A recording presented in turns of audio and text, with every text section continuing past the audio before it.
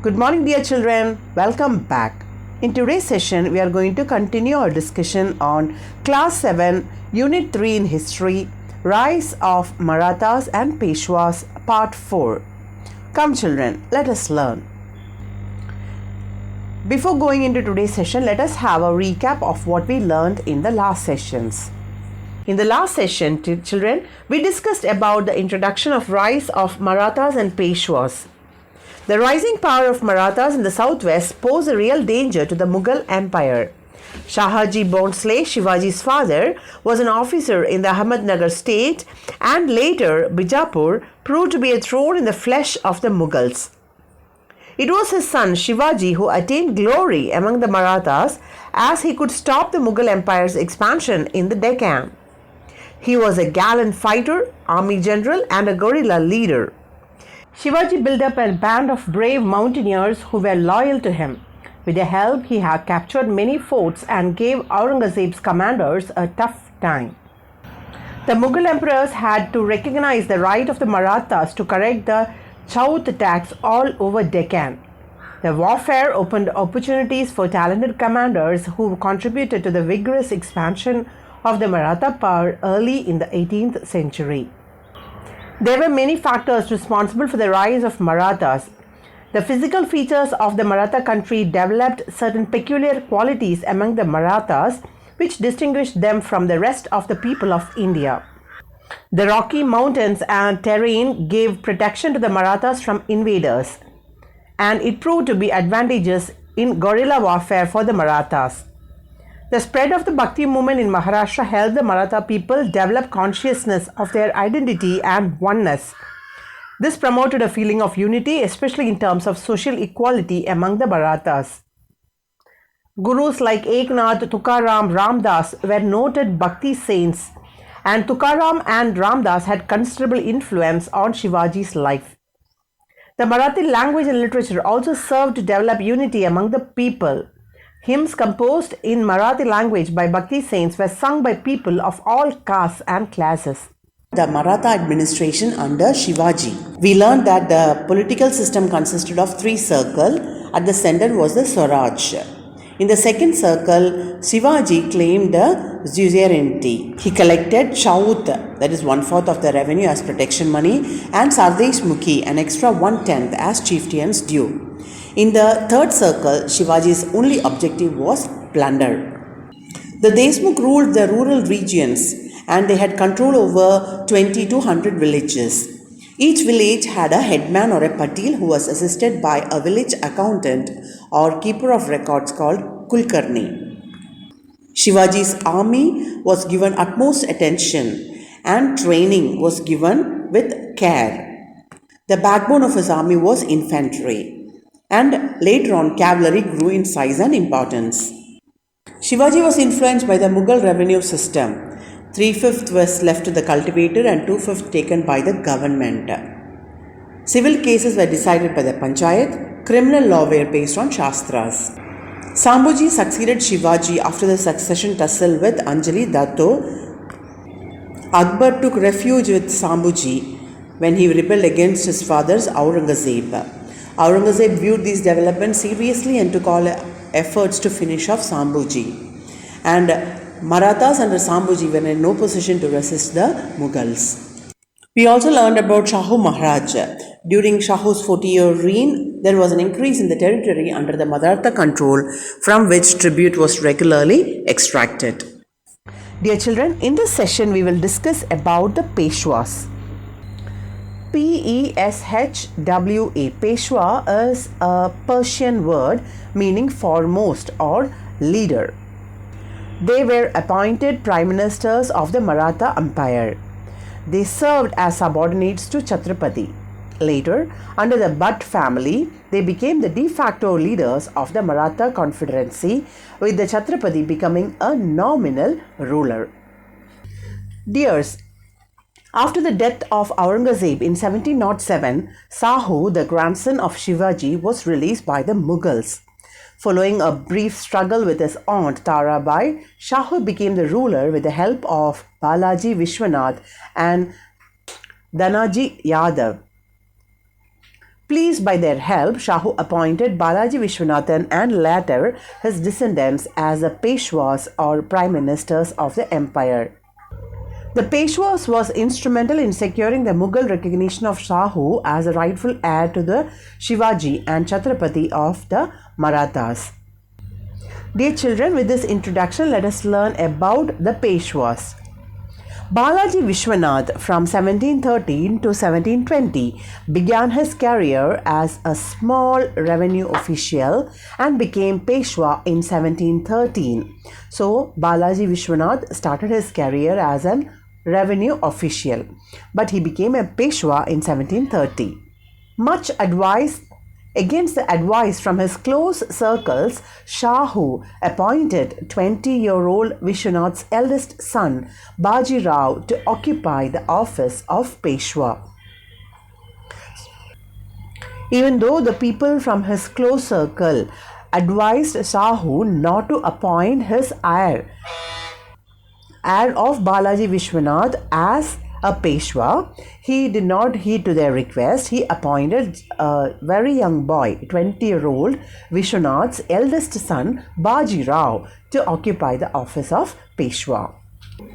Dear children, Baji Rao decided to launch a major Maratha onslaught against the Mughals and the Nizam of Hyderabad.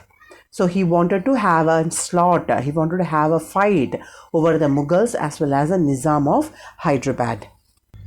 Children, Baji Rao is credited with expanding the Maratha Empire tenfold of the modern landscape during the 1720 to 1740. He fought over 41 battles before his death and is reputed to have never lost any. So he was able to defeat the Nizam of Hyderabad. It was because of the brilliant execution of military strategy. Baji Rao assumed the powers of commander-in-chief. He assumed the commander-in-chief and was able to win the battles for the Marathas. He was wise in his choice of commanders for these campaigns. He selected very good commanders, and because of his strategy, he was very successful. Dear children, Deshmukh was a title given to a person who was granted a territory of land called as Desamukhi. He was eligible to collect the taxes, maintain the basic services in the territory like the policing and the judicial duty, and it was hereditary.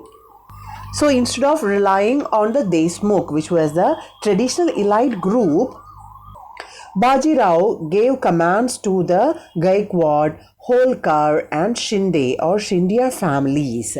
So instead of relying on Deshmukhs, he gave commands to Gaikwad, Holkar and Shinde family, who had been loyal to the Emperor Shahu, his father Balaji Vishwanath, and to him. And these people were very loyal to him, even to his father as well as the Emperor Shahu. They were Gaikwad, Holkar and Shinde. Gaikwad, Gaikwad, Gaikwad, Holkar, Holkar, Holkar, and Shinde, Shinda, Shinde. Dear children, that is Baji Rao. He raided Delhi in the Battle of Delhi in 1737. In the Battle of Bhopal, he defeated the Mughals, and the Marathas extracted a large tribute from the Mughals and signed a treaty with ceded Malwa to the Marathas. In the Battle of Vasai, the Marathas fought between the Portuguese rulers of Vasai. It was his one of greatest victories. Now children, let us see the prominent Maratha families. We had the Gaikwad at Baroda, Bhonsle at Nagpur, Holkar at Indore, Shinde or Scindia at Gwalior, and Peshwa at Pune. So the various prominent Maratha families are the Gaikwad at Baroda, Bhonsle at Nagpur, Holkar at Indore, Shinde or Scindia at Gwalior, and Peshwa at Pune. Now children, let us learn about the achievements of Baji Rao. Baji Rao proclaimed wars against the Malwa and Gujarat and freed them from the Mughal domination. They were under the Mughals and he proclaimed war against them and freed them from the Mughals. The Mughal army and the troops of the Nizam that intervened on behalf of the Mughals were defeated. Intervene, intervened. Intervened is to take part in something so as to prevent a result or course of events. So the Mughal army and the troops of Nizam who tried to control them on behalf of the Mughals were defeated by Bajirao. Bajirao succeeded in getting the recognition of Sahu as the king of Maharashtra. He was also able to get his recognition from the king Sahu as a king of Maharashtra. Sahu readily accepted that he was a king of Maharashtra. Dear children, Bajirao succeeded not only becoming the king but also getting the overload of the rest of Deccan. Overload, O-V-E-R-L-O-A-D, overload means a ruler, especially a feudal lord, the person who has great power or authority. So he also got the control of the rest of the Deccan, from which the tribute of Chaut and Sardesmukhi could be legally collected by the Maratha officials. We know that children, Chaut was a 1/4, was the annual tax levied at 25% on the revenue or the produce based on the might, on the cultivation. And Sardesmukhi is a tax related to and on Chaut, that is, kingdom has to pay an additional 10% tax on Chaut, which was collected only to maintain the hereditary right of king on the tax collection processes. Bajirao centralized the fiscal functions in Pune. Fiscal is anything related to revenue collection. So it was centralized in Pune. This helped to receive the prompt transmission of tribute from the Deccan. So they had to, the tribute which was due from Deccan was collected immediately because the central administration for the revenue was at the Pune. Dear children, the Maratha army, which consisted of no more than 5,000 horsemen and no artillery, had by 1720 doubled in its size. You can see the weapons used by the Marathas there. Dear children, the success of Marathas against the Mughals was mainly due to the weakness of the latter. It was because of the weakness of the Mughals that Marathas were able to succeed. The Maratha dominance in the Deccan is also attributed to the qualities of Maratha officials and generals who grew up under Sahu and the Peshwas. The dominance was not only because of their weakness but because of the quality of the officials and generals who were trained by Sahu and the Peshwas. So Peshwas also can be credited with the success of Marathas. Now let us learn about Balaji Bajirao. When Balaji Bajirao was the Peshwa, Emperor Shahu died. That is in 1749, Emperor Shahu passed away. A possible succession struggle among the factions of the royal family was averted thanks to the timely intervention of Balaji Bajirao. He was able to control the fight for succession to the throne. He summoned means he called all the contending factions. All the people who were contending for the throne, he called them up and forced them to accept the conditions he laid down. So he laid down the conditions for the succession. He decided that the capital of the kingdom would henceforward be Pune and not Satara. He decided the capital of the kingdom will be Pune and not the Satara. Pune was the revenue capital. Dear children, all power and authority was now concentrated in the Peshwa's office. All the power was concentrated in the Peshwa's office because he was suddenly controlling the kingdom. Balaji Bajirao now commanded an army of paid soldiers. He had an army of soldiers who were paid. Maratha peasant warrior band was reconfigured and its run came to an end. The peasant warriors were abolished. The Maratha soldiers were not permitted now to retire from battlefields each year for the purpose of cultivating their land. So they did not have the chance to go back to their land for cultivation. They were supposed to be serving the country. Soldiers were required to live in forts and towns far away from their home. They had to stay away from their family. The peasant warriors had a chance of leaving the troop and joining their family and having a cultivation. But now the soldiers were required to live in forts, which were fortified areas, and in towns, and which was far away from their hometowns. Dear children, they were trained as infantrymen as well as horsemen. So they had both training in as infantry as well as on the horses. The large guns were nominally under the command of Maratha officers. They had guns under their control. But those who fired and maintained them were mostly Portuguese, French, and British. The people who could use it were either Portuguese, French, or British. During the period of Peshwa Balaji Bajirao, the northern frontiers of the Maratha state were rapidly touching Rajasthan, Delhi, and Punjab. The extent was extending towards the Rajasthan, Delhi, as well as even towards the Punjab. At some point, the Maratha tributary regime extended itself to within 50 miles of Delhi. They had control even to the extent of 50 miles to Delhi. The Marathas had control over. It was especially during the time of Peshwa Balaji Bajirao. The Marathas launched raids from Nagpur against Bihar, Bengal, and Odisha. The areas covered in the map in yellow color was under the control of Marathas. Dear children, notwithstanding the conflict between the Marathas and the Nizam over the Karnataka, Tamil, Kannada, and Telugu regions were effectively brought under the control of Marathas. So, Marathas could bring under their control Karnataka, Tamil, Kannada, as well as Telugu regions.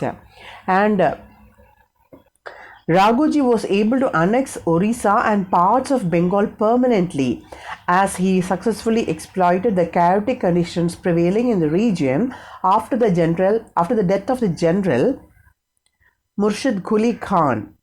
The Nawab of Bengal ceded territory up to the river Suvarnarekha to the Marathas and agreed to pay rupees 20 lakhs as chout for Bengal and 12 lakhs for Bihar, thus Bengal becoming a tributary to the Marathas.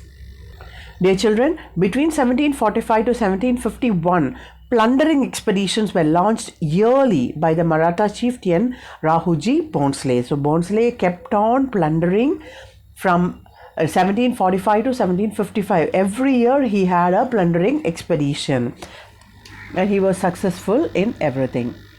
Now it is time for us to learn about the Maratha administration under the Peshwas. Children, the revenue administration of Peshwas was headed by a key official called the Kama Visdar. What is the name? Kama Visdar. Kamavisdar. Kama Visdar. He was appointed by the Peshwa. He was empowered to maintain a small body of soldiers to police the administrative areas from where tribute or tax had to be collected. So he had a set of soldiers and it was to control the area, administrative area under which he was given the control to collect the taxes or the tribute. A small staff of clerks and servants were employed to maintain the revenue records. So there were other staffs also to do the clerical work, to maintain the records. These records were randomly checked by the office of the Peshwas, and it was just like that having an office, but kind of auditing was done for that also. The expenses, the collection also, they were checking it out. on a regular basis. So children, the Kama Vizdar was appointed by the Peshwa. He had a small body of soldiers to control his administrative area and to collect the taxes. Apart from that, he had staffs or clerks to maintain the revenue records, and the records which he had maintained were checked by the office of the Peshwa. Not only that, children, the contracts for revenue collection was auctioned. Auction, A-U-C-T-I-O-N. Auction is a sales event wherein the potential buyers place competitive bids on the services or assets in an open or a closed format. They are popular because buyers and sellers believe they will get a good deal buying or selling the assets. That is, it is a process of buying and selling goods by offering them up for a bid and selling the item to the highest bidder or buying the item from the lowest bidder. So the contract of revenue collection was auctioned annually. Every year there was an auction for the revenue collection. After, the revenue for a particular place was estimated by the Peshwa's civil servants based on the previous year's yield. And the Peshwa servant used to evaluate the yield of the last year and they would estimate the revenue to be collected. After that, there was an auction. A prospective tax or a revenue collector who won the contract was expected to have a reputation for wealth and probity. P-R-O-B-I-T-Y, probity. Probity is the quality of having a strong morality, honesty and decency. So the prospective bidder or the prospective tax collector was supposed to have a reputation for wealth. He should be wealthy and having a good morality and character. Only those people were allowed to win the contract. Not only that, he was required to pay a portion of the whole of the anticipated revenue, that is around 1/3 to half, either out of his own wealth or from the money borrowed from bankers. So, like the contracts which are happening nowadays, they have the bidders are supposed to deposit a amount. After that only they are allowed to take the contract. By the time of contract, they are supposed to deposit some money. Same way, the system they followed, we are still following. The bidder or the prospective tax collector was supposed to pay the half or 1/3 of the estimated revenue to the Peshwa's office. He could either borrow the money from bankers or he was supposed to pay from his own wealth. Later on, he could collect the tax. Dear children, judging from the ledgers and correspondence on account books, it is evident that the Peshwas were keen on accurate record keeping. From the record books that are available now from the time of Peshwas, it is evident that they were very, very good in their record keeping. The Peshwa regimes looked distinctly modern in comparison with the Mughals, to whose fall they contributed militarily. So the Peshwa regime was comparatively modern than the Mughals. Dear children, the English captured the Empire of India not from the Mughals but from the Marathas. After the death of Aurangzeb, the Mughal Empire degenerated very quickly. It was broken into pieces, and among the regional powers, the Marathas became the most powerful in India. There were independent kingdoms in several parts of India, but they were all terrorized by the Marathas. The Marathas made the Mughal emperors their pensioners. They ruled over the provinces of Gujarat, Malwa, Maharashtra, Bundelkhand, and claimed Chaud and Sardeshmukhi from the rulers of Rajasthan, Awadh, Bengal, Hyderabad, Karnataka, Mysore. From Punjab in the north to the Cape of Comorin in the south, from Gujarat in the west to Bengal in the east, the Marathas enjoyed their supremacy. Yet, the Maratha power shook to its foundations in its very first confrontation with the English. In the first war against the English, they did not fare well. In the second war, they were defeated. And in the third war, they were destroyed. Dear children, the imperial movement of the Marathas sadly ended at Panipat near Delhi in 1761. The Marathas' attempt to extend their domain beyond Punjab was checked by the king of the Afghans, Ahmad Shah Abdali. Dear children, Abdali invaded 8 times before finally marching on to Delhi. He was trying to invade Delhi around 8 times and he was successful. The Marathas were now divided among several commanders who approached the battle with different tactics. They were very much different in their opinions on how to win the battle. They had different strategies. Different commanders had different strategies. And it did not turn well for the Marathas. Artillery decided the battle in January 1761. Artillery, I told you children, is a heavy military ranged weapons built to launch far beyond the range and power of infantry firearms. So artillery decided the battle in January 1761. The mobile artillery of the Afghans proved lethal against both Maratha cavalry and infantry. So they had movable artillery, movable launching weapons, firearms, and they proved lethal against the cavalry. Cavalry are the people who fight, or the soldiers who fight on horseback. And infantry are soldiers marching or fighting on foot. So both the cavalry as well as the infantrymen were crushed by the mobile artillery of the Afghans.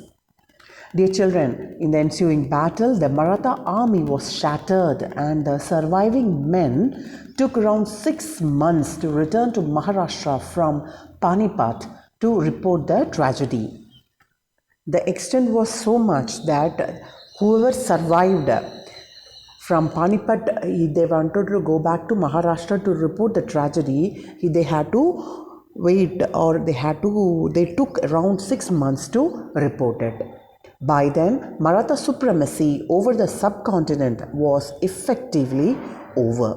So that was the end of the Maratha supremacy in the Indian subcontinent. Now let us move to the summary of the lesson, dear children. The factors responsible for the rise and expansion of Maratha rule are explored. Early life of Shivaji and the influences that worked on him are traced. Shivaji's military raids and victory over Bijapur, Sultan's army inviting Aurangzeb's intervention are discussed. Confrontation of Shivaji with Aurangzeb and their fallout in the Deccan are dealt with. Maratha administration under Shivaji is highlighted. Maratha affairs after the death of Shivaji under Sambhuji and Sahu are analyzed. Peshwas, emerging de facto rulers, and their contribution to the continuance of Maratha power are explained. Modernization of administration under the Peshwas and the end of Maratha supremacy after the Third Battle of Panipat are detailed. Now children, let us go through the glossary given. Hymns, H-Y-M-N-S, hymns, poems in the praise of God. Poems in the praise of God. Audaciously, A-U-D-A-C-I-O-U-S-L-Y, audaciously is boldly. Fortresses, F-O-R-T-R-E-S-S-E-S, fortresses, a strong fortified town. Suzerainty, S-U-Z-E-R-A-I-N-T-Y, suzerainty as a right of a country to rule over another country. Conferment, C-O-N-F-E-R-M-E-N-T, conferment is granting of a title. Summoned, S-U-M-M-O-N-E-D, summoned is ordering the presence of. Shattered, S-H-A-T-T-E-R-E-D, shattered is heartbroken or a broken glass or upset. Before winding up the session, let us have a recap of what we learned. We learned about the Peshwas. We learnt about Balaji Vishwanath, who began his career as a small revenue official and became a Peshwa in 1730. And against the advice of his close circles, Shahu appointed 20-year-old Vishwanath's eldest son, Baji Rao, to occupy the office of Peshwa. Baji Rao decided to launch a major Maratha onslaught on the Mughals and the Nizam of Hyderabad. He assumed the powers of a commander-in-chief. The prominent of the Maratha families were the Gaikwad at Baroda, Bhonsle at Nagpur, Holkar at Indore, Shinde at Gwalior, and Peshwa at Pune. When Balaji Bajirao was a Peshwa, Emperor Shahu died. A possible succession struggle among the factions of the royal family was averted thanks to the timely intervention of Balaji Bajirao. He revolutionized the army system. All the power and authority was now concentrated in the Peshwa's office. He commanded an army of paid soldiers. Soldiers were required to live in forts and towns far away from their home. The Marathas during his time launched raids from Nagpur against Bihar, Bengal, and Odisha. Even the Kannada and Telugu regions were effectively brought under the control of Marathas. The revenue administration of Peshwas was headed by the key official called the Kamavisdar, was appointed by the Peshwa. The imperial movement of the Marathas sadly ended at Panipat near Delhi in 1761. In the next session, children, we will discuss the evaluation, that is the book back exercises. Now it's worksheet time, worksheet number 4. Roman number 1, fill in the blanks. Dash proclaimed wars and freed Malwa and Gujarat from Mughal domination. Dash proclaimed wars and freed Malwa and Gujarat from Mughal domination. The imperial movement of Maratha sadly ended at Dash in 1761. The imperial movement of Maratha sadly ended at Dash in 1761. Roman number 2, answer the following. Question number 1. Battle of Panipat fought in 1761. Question number 2. Revenue administration of Peshwas. Dear children, as we do in the case of worksheet, copy the questions in your rough note, write the answers as home test, and send me the snapshots. With that, we wind up today's session, my dear children. Thank you for watching. Please subscribe our YouTube channel, youtube.com/samchirkalvika.